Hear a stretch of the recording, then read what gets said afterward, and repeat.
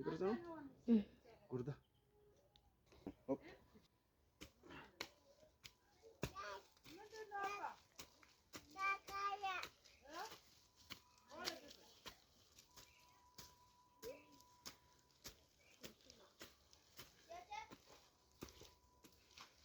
እሺ ግብርና እየሰራው ነው። በዚህ ሰዓት የግብርና ሰዓት ስለሆነ በቆሎ አዱንጋሬ የተለያዩ ነገሮችን ያው እየዘራን ነው። ይህ ጓሯችን ነው፣ እግዚአብሔር የሰጠን ጓሮ ነው። ዋናው ሐሳቤ መጽሐፍ ቅዱስ ውስጥ እግዚአብሔር ሰማይና ምድርን ፈጠረ፣ ምድርን ባዶ ነበረች፣ አንዳችም አልነበረባትም ይላል። ጨለማም በጥልቁ ላይ ነበረ፣ የእግዚአብሔርን መንፈስ በውሃ ላይ ሰፎ ነበር ይላል።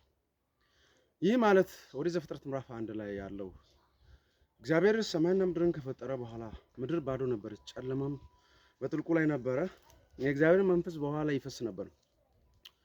ግን ከዛ በኋላ ያለው ምንድነው? እግዚአብሔር መናገር ሲጀምር ለውጥ ይኖራል። ብዙ ተአምራት ነው የሚከሰቱት። በጨለማ የተዋጠች ዓለም ባዶ የነበረች እግዚአብሔር ቁጥር 3 ላይ ኦሪት ዘፍጥረት ምዕራፍ 1 ቁጥር 3 ላይ እግዚአብሔር ብርሃን ይሁን አለ፣ ብርሃንም ሆነ ይላል።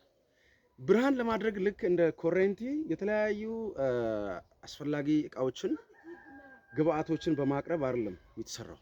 ያ ማብራት ወይ ያ ብርሃን የሆነው አሁን እኛ ምድር ላይ እንደምንጠቀመው አምፖል አይነት እንደዚህ ብርሃን ከማብራት ኃይል የምንጠቀመው አይነት አይደለም። እግዚአብሔር ብርሃን ይሁን አለ፣ ሆነ ይላል። እግዚአብሔር ሲናገር ይሆናል እንጂ መሀል ላይ መቆራረጥ የለም፣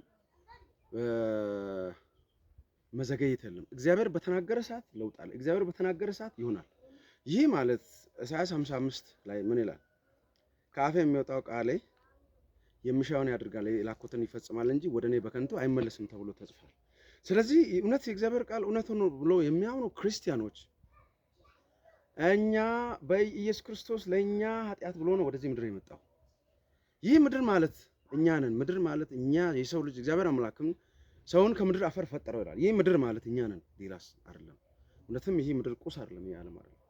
እኛ ነን። እኛ ከአዳም ስንወለድ በጨለማ በጥልቁ ነበረብን፣ ባዶ ነበርን። በእግዚአብሔር ፊት መቆም አንችልም። የጨለማ የቁጣ ልጆች ነበር።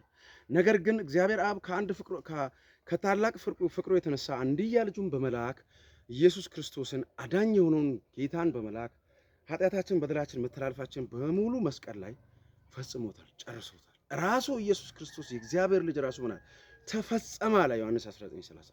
ስለዚህ የተፈጸመውን ኃጢአት፣ የተፈጸመውን በደል፣ የተፈጸመውን መተላለፍ ዛሬ አሁንም ኃጢአተኛ ነኝ፣ አሁንም በደለኛ ነኝ፣ አሁንም እንደዚህ ነኝ ብሎ ራሳቸውን የሚፈርዱ ሰዎች ወየውላቸው።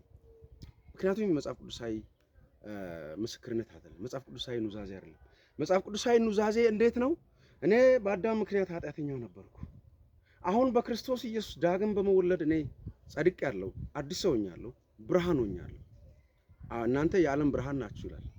ስለዚህ በዚህ ሰዓት ኢየሱስ ክርስቶስ ሞቶ በተነሳበት ሰዓት በትንሣኤው ሰዓት ላይ እኔ እስካሁን ድረስ ኃጢአተኛ ነኝ የሚል ሰው ሁሉ የኢየሱስ ክርስቶስ ተቃዋሚ ነው፣ የእግዚአብሔር መንግስት ተቃዋሚ ነው። ምክንያቱም አንደኛ ቆሮንቶስ ምዕራፍ 15 ቁጥር 17 ላይ ኢየሱስም ካልተነሳ እምነታችን ከንቱ ናት፣ እስካሁንም ድረስ በኃጢአታችሁ አላችሁ ተብሎ ተጽፏል። እስካሁን ድረስ እኔ ኃጢአተኛ ነኝ የሚል ወገን ሁሉ የኢየሱስ ክርስቶስ ሞትና ትንሣኤ ያላመነ የእግዚአብሔር መንግስት ተቃዋሚ ነው ማለት ነው።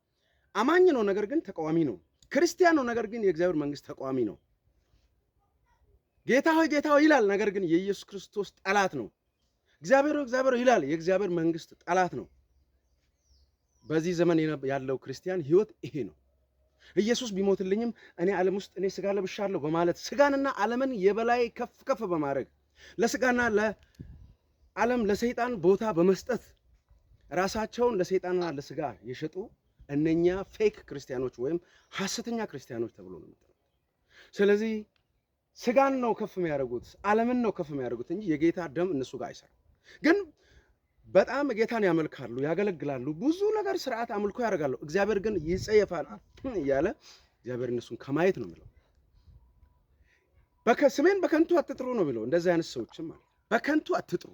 ስለዚህ እግዚአብሔር የተናገረው ቃል እውነት ነው ብሎ የሚያምኑ ክርስቲያኖች ኢየሱስ ክርስቶስ ስለ ኃጢአታቸው ሞቶ እንደተነሳ ተነስቶ እንዳጸደቃቸው ቅዱሳን ፍጹማን የእግዚአብሔር ልጆች የመንግስት ወራሾች እንዳደረገ ያምናሉ፣ ይመሰክራሉ። ያመኑትን የተቀበሉትን ይመሰክራሉ። እነኚህ ትክክለኛ ክርስቲያኖች ናቸው። ሌላው ፌክ ነው። ሌላው ዝም ብሎ ይጮሃል።